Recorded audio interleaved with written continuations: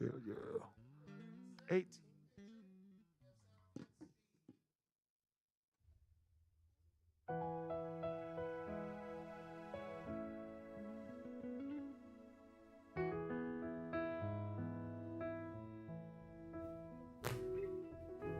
Hello and welcome to the Sisaundra Show, family. As we move deeper into this holiday season, we can all admit waiting is one of the hardest things we ever do. Waiting for answers, waiting for healing, waiting for hope to feel close again. And every year, this season reminds us of people who knew what it meant to wait, to sit in uncertainty and longing, yet still cling to the promise that help was on the way.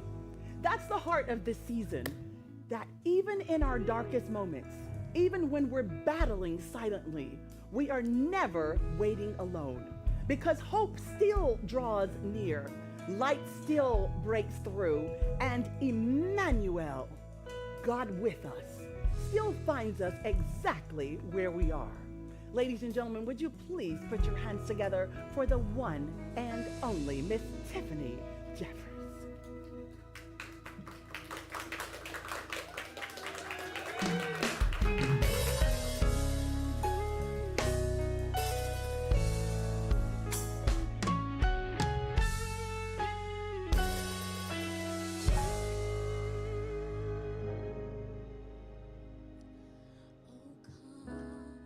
Oh, come, Emmanuel.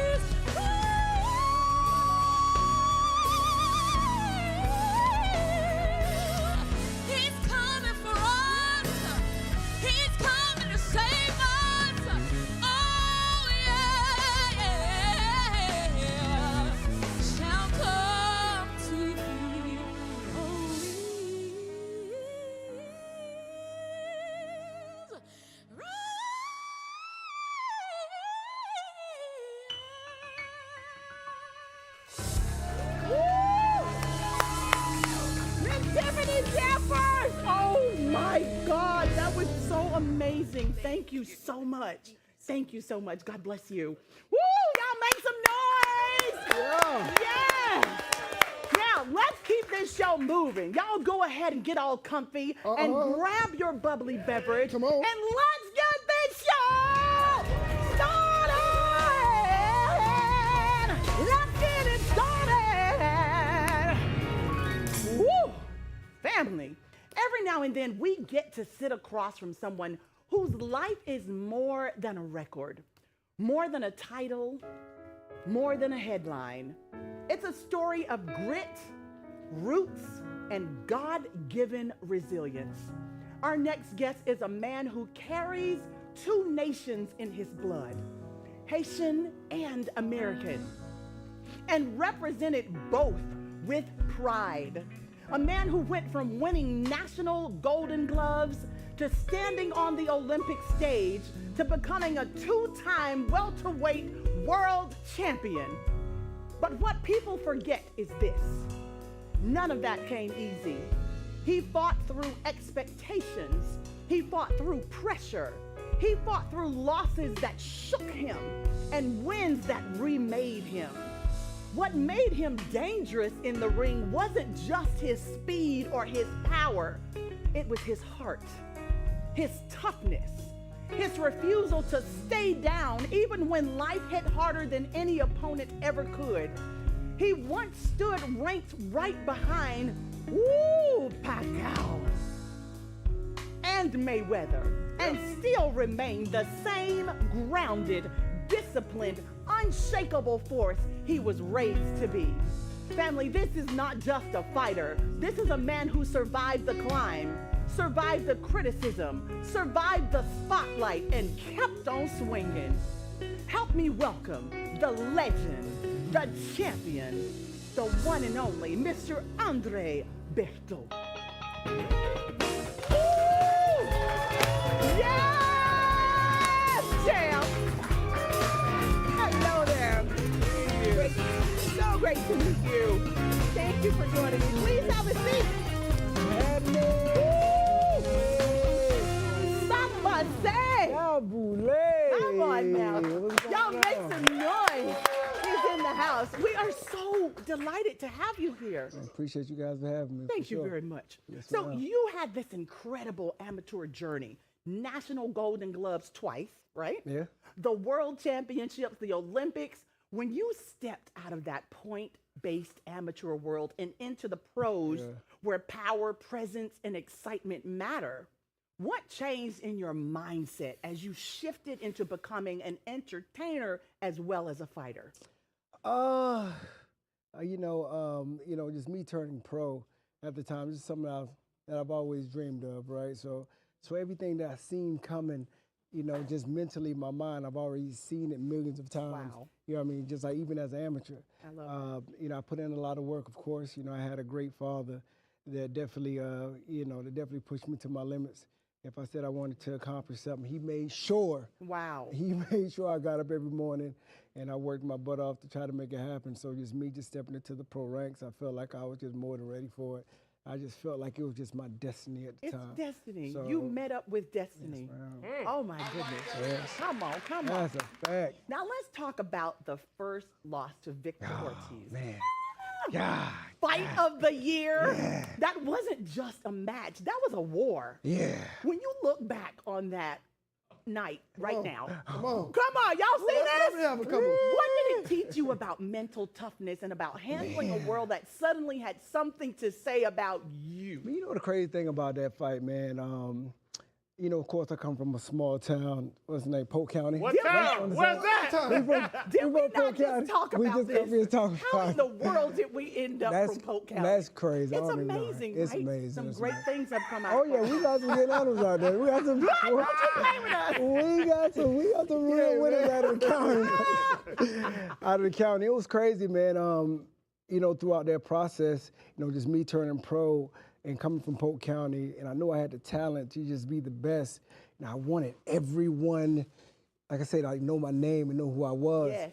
And just leading up to that point, always, just like made a point just to press that, right? But Yes. as soon as I went through that loss, the crazy part about that is, I wanted to hide from the world at that time. I felt like the whole world, see me lose at that point. I wanted just to hide away. So it just let me know, man, just even in times of just adversity, like I say, you just got to stay resilient. You got to still pick yourself up. And that you got to get back in there, yeah, for sure. When I tell you. You're not going to tell me I put you on? My I man think Dave. somebody in the audience wants to know that. Yeah, my man. Wait a minute. You make sure you tell them I put you on. Yeah. Can I That's right. That's right. Now listen. We're doing it. Yes, so you have some amazing friends in the audience. Yeah. One is Mr. Dame Dash. My man Dame Dash in the building. My man did his thing. He did. He promoted me. We have a heckling Dame Dash in the audience. Dave was crazy. It's great to see you, sir. Welcome. We were able to, like I said, put something together that was great. That was something different, for the sport, just bringing the entertainment aspect, to the sports aspect and just bring it all together. And like I say, that was my first promoter. It was named Dame coming into, like I said, a pro game. Just like I said, like fighting on HBO and just having a lot of other different stars and celebrities come to it. I mean, it was, it was a magical time, for sure. Magical and more magic to come. When we come back, don't y'all go nowhere. We will be right back for the culture. Come on, Monsieur Andre.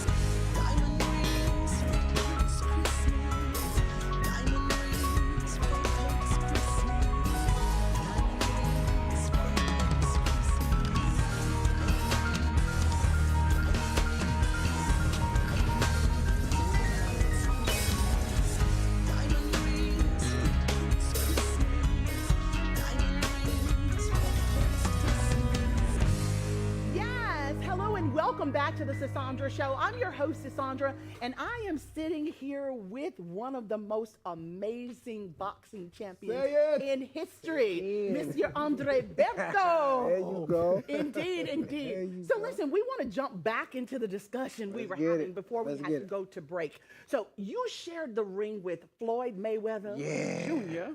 in what he called his final fight. From the outside, people always talk about his style, slippery, untouchable, frustrating. But you were in there with him. What is it actually like to fight someone who can make the whole ring feel like it's moving around you? Look at that guy. Look at him. Look at him. Look at him. No, it was a great situation, man. Like I said, I've known Floyd since I've been 16 years old, so it wasn't anything like new to me. You know, he knew I was coming. Like I said, he used to watch me fight in the amateurs all the time. So he knew that young boy was coming sooner or later, man. And, you know, the thing with Floyd, he's very sharp. He's very, like I said, he's very alert. You know, just, you know, like even at his age that we fought, I mean, he just had something about him that he just had a presence, that he was just so comfortable in that ring that you know that he you know, he made that walk 1,000,001 times. And he was somebody that I just seen that was just, I mean, he just had a different type of like a presence about him in there, man. He's definitely a master. Wow. You know, when it comes to this, you know, when it comes to the sport, for sure. Well, you know for what sure. they say, iron sharpens That's a iron. fact. Yeah. Indeed, indeed. Yeah. So you've said there's one loss that still haunts you. Now, you ain't got to name the loss. Okay. But I want to know what I want to know. What I want to know. What was it about that moment, that night, that outcome that stayed with you, Andre? Jeez, I'm trying to remember which one. Look, which one It ain't was too many. it? It ain't too man. many now. Yeah, it ain't too many. That's right. Yeah, come on, it ain't Exactly. too many. So, you know, I mean, I think it was just the aspect of you know, just walking in that ring, man. It could really turn into, you know, like I say, a troubled place if it doesn't go your way. You need to understand something. Like I say, when it comes to us fighters, we train 8 to 9 weeks, and like I say, to get ready for these fights. But it's nothing like making that walk in front of Coming down in to go get in front the of- ring. in front of 30,000, 40,000 people, and all your training partners, all your friends you've been with, you know, all through training camp. Everybody leaves the ring, and it's just you and him. Correct. It's just you and him, man. So They can help you get prepared, but you got to they go can in help you there get and prepared, but handle you it. got to go in there and get to work, man. Yes. Sometimes, I mean, if it doesn't go your way, you know, it's something that definitely sits on you. Especially somebody like me, I'm very competitive. You know what I mean? We can't tell. I've been a winner my whole life. You know what I mean? we can tell You know what I you're mean? I've been a extremely winner my whole life. So, you know, anything that just doesn't go my way, yeah, it's going to got sit a with me problem for a with while. that. Yeah, I'm going to have a problem with it. Do you want to rematch if you lose against someone? Is it like automatically? Automatically. I don't want to hear nothing else. Rematch. I don't want to hear nothing else. I may take like a week or something off, but that's the only name I want to hear. That's I it. feel you. That's it. Well, I got to I'm get just that back. excited that you're from Polk County. And Listen, so you grew up in a home where fighting wasn't a hobby. Yeah. It was the family business. Yeah. Your father, your siblings, that competitive fire Yeah. was everywhere Everywhere. around you. Everywhere. How did being raised in that type of environment shape your discipline, your hunger, and the way you approach the sport? Look at this. Look Beautiful. at these wild people, all of them. I mean, it was just, I mean, like I said, it was the only thing that we knew. You know, my pops was the pioneer, of course. You know, he fought in UFC, I think 3 at the time, like Wow. way back in the day. So everybody, you know, in the household, man, I got older brothers that were national wrestling champions, and they did MMA as well. Got my sisters, you know, I mean, they were national judo champions, and I was the only boxer in the house. So, and my mom was just the love in the house. That was it. Everybody we else, love mom. That's Yeah. what mom is supposed to be for. you know, everybody was crazy. You know, Crazy good. Everybody was getting to it. You know what I mean? Everybody was getting to it. And my pops, you know, he just made sure that discipline was in the house, man. Anything that we wanted to do, he made sure we got up every morning, 5, 6 o'clock, and we got to work. I mean, this was elementary school. You get in trouble, you know, you're doing 500 push-ups, 500 squats before you go to school. Oh, my goodness. This is elementary school. That's So, insane. Yeah, so it's the only thing we knew was just But discipline. look what it developed. Oh, the for work sure. ethic, Oh, all for of sure, that. for Hats sure. off to your family. What's that? So I Oh said yeah, hats off oh yeah, to your definitely, family, definitely, your definitely. amazing Appreciate family. that. Thank you. All right, Thank you, so thank you. now, champ, Yeah. we got a game we need to play Oh with you. Lord, what y'all got? Are you ready? It's called the knockout call. Man, okay now. Yes. All right, family, we need y'all to buckle up because it is time for the knockout call, the segment where we step inside the mind of a real fighter. Here's how it works. 2 boxes are going to pop up on the screen. Legends, rivals, dream matchups, anybody.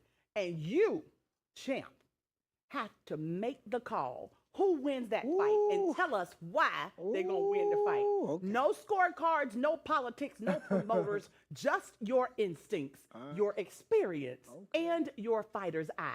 Y'all, Okay, this is where we find out how a true champion breaks down a matchup. Okay, Are you now. ready? Okay now. Let's step into the ring. God, what we got? Woo! All right. What we got? Here we go. Music, please. Joshua. Anthony Joshua and Tyson Fury. Oh man, I see Tyson Fury. Yeah, he winning that one. I think he just has. You know, he's a big man too. I think he's like 6'9". Is he? Yeah, he's a big boy. He's like 6'9". Of course, just physically, he don't look the best. But when it comes to his skill level, man, he's a big guy that has great skills. And of course, like Anthony Joshua has shown in the past, that he has a lot of holes in his game, and you know, he's been knocked out a few other times before. You know, he definitely looks the part, but I give it to Tyson Fury. All right, so Tyson Fury is going to win this one. Yeah. All right, let's move on to the next one. Can I get a bell when we win? Okay. No. Yes, we can. Okay, so here we go. Terrence Bud Crawford Tough. or Floyd Mayweather Jr. Ooh, That's tough. that was tough. I think a lot of people are talking about that fight now, of course. That's tough, man. I love Bud, good friend of mine. Of course, I've been in there with Floyd. It just depends on, what era of Floyd. Are we talking about Pretty Boy Floyd or we talking about Money May? If you talking about Pretty Boy Floyd, I think I may give it to Floyd. Is the pretty boy the hungrier one? Yeah. Pretty okay. Boy was the one that really got in there, got his hands dirty. He got to work. He was knocking a few guys out. He got the business. And Money May, he wanted to take his time and wanted to relax and do whatever it took just The to hunger get up. changes when you That's get it. to a certain level of success, right? Yeah. So Floyd Mayweather is going to win this one. If it's Pretty Boy, Floyd. All right. Yeah. Right? Okay. Very good. Let's move on. You're like, yeah. Okay, the next one. Make sure I'm saying this name right. Manny Pacquiao. Manny Pacquiao against Oscar De La Hoya. This fight already happened. And Manny Pacquiao, I think he ended up stopping him in the, 7th, 8th round, I think. Mm-hmm. He ended up stopping Oscar De La Hoya. So it's going to Oscar De La Hoya? No, it's going to Yeah, Manny. they already fought already. They fought already before. Manny knocked him out. Manny stopped him. Straight up. Manny's the man. Manny's the man. It has been written. All right, let's go to this next one. Gervonta Tank Davis against Devin Haney. Who's winning? Man, I love Dev, man. But I think Tank got it. Tank? Whoa. I think I may get out with the Tank, man. Tank gonna win this one, A y'all. lot of power, a lot of skill, Yep. man. Of course, Devin has a lot of skill too, but Tank a different animal when he focused. Okay, I love that. Yeah, So the focus Tank got this. Yeah, I think the focus Tank probably. All right, we got one more for you, champ. Yes. All right, here we go. Jaron Boots Ennis Oh, and Virgil ooh, Ortiz. That's what we're waiting to see now. That's what we're waiting to see. Who you got, That's champ? what we're waiting to see. Who you got? Which one I got? Man, if Boots goes in there and does what he knows how to do, we haven't seen Boots in there with any real competition yet, but what we see from him now, he looks like he got all the goods. Okay. But like I say, Virgil Ortiz a pit bull. But if he goes in here, he keeps looking like how he's looking against him, he gonna get it done. I give it to him. Okay, if he keeps what he's doing up, Yeah. Boots is gonna win this one. Yeah, I think Thank you, Boots- champ. yeah, That was for sure. good. That was fun. Yeah, that was good. Vegas, everybody listening to you, they Man, might don't go get put me them in bets down Don't on get me in trouble, man. Don't get me in trouble. Mr. Berto No said. trouble, no trouble. You can never get in I trouble. know all these boys. They're gonna be like, hey, I know. What did you say you thought about me? Look, just keep fighting. Nah, so nah, you nah. talk a lot about the mindset of champions, not just in the ring, Yeah. but in life. Yeah. If you had to choose one mindset shift that separates champions from I'm gonna say everybody else, what would that be? Man, just making your mind up. Mm. I truly believe. I think a lot of people, they say they want to do certain things, but as soon as the pressure comes, as soon as things become hard and life isn't as easy as they believe that it can be, they don't have the perseverance to keep going.